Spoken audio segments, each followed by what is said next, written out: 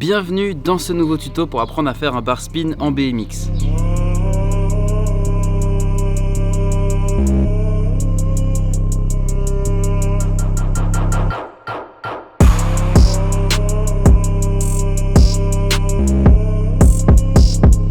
Donc le bar spin, c'est un trick qui est quand même déjà relativement avancé. Et dans ce tuto, vu que je n'ai pas de module à disposition, je vais vous apprendre à faire un bar spin en flat. Donc vu que c'est un trick assez avancé, il faut être bien à l'aise avec son BMX et il faut savoir faire des bunny up suffisamment haut. Si vous savez pas faire un bunny up, vous oubliez. Donc si tu sais pas faire un bunny up vraiment haut, ça va être la première étape pour toi, c'est d'apprendre à sauter vraiment haut. Parce que le bar spin, en fait, il se fait en 3 étapes. Parce que tu vas sauter, tu vas te stabiliser et là tu vas lancer ton bar spin.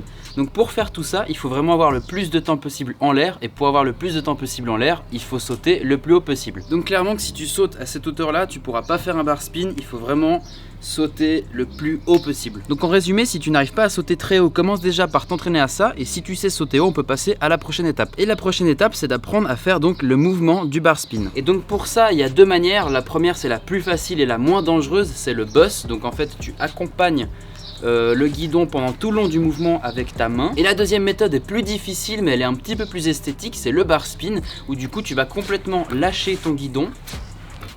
En tout cas, dans les deux cas, si vous avez envie de faire un boss ou un bar spin, il faudra savoir le faire super vite. Je commence à avoir de l'ombre sur moi, je vais me reculer un petit peu.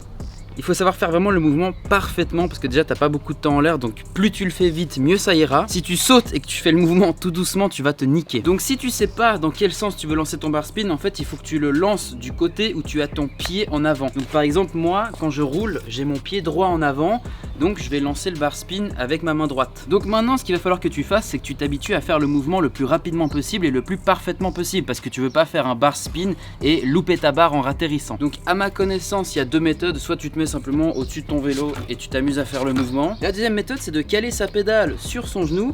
Du coup vous allez tenir comme ça en équilibre et vous pouvez vous entraîner comme ça à faire le mouvement. Donc le boss, le mouvement au ralenti, c'est comme ça. Le bar spin, c'est comme ça. Donc un boss à vitesse réelle, ce sera à peu près comme ça. La dernière étape, elle est cruciale pour s'habituer et ne pas se manger quand on va essayer un bar spin pour la première fois, et c'est d'apprendre à faire des pull-up bars. Donc un pull-up bar, c'est quand tu lèves juste la roue avant et que tu fais le mouvement du bar spin avant de retomber. Le but, c'est de s'habituer au mouvement, et j'avoue que les pull-up bars, je trouve ça assez compliqué. Du coup, j'ai une méthode plus facile pour vous entraîner au début, c'est de poser en fait votre pied arrière sur un pegs, l'autre pied sur la pédale, et vous verrez que ce sera beaucoup plus facile de faire des pull-up bars. Donc vous commencez à vous entraîner en faisant des pull-up bars avec un pied sur un pegs et l'autre sur la pédale, et dès que vous arrivez bien à faire ça, vous essayez de faire des pull-up bars en ayant les deux pieds sur les pédales. Dès que tu es à l'aise avec ça, tu sais bien faire ton mouvement, tu sais faire des pull-up bar spin, tu sais faire des bunny up suffisamment haut, il va falloir se lancer. Et là, il faut bien que tu gardes un truc à l'esprit, c'est que tu vas pas sauter comme ça, hop, et lancer un bar spin. Tu vas faire un bunny up, te stabiliser, coincer la selle entre les genoux, te reculer et lancer un bar spin. Donc ça prend pas mal de temps. Donc en gros, tu vas lancer ton bunny up.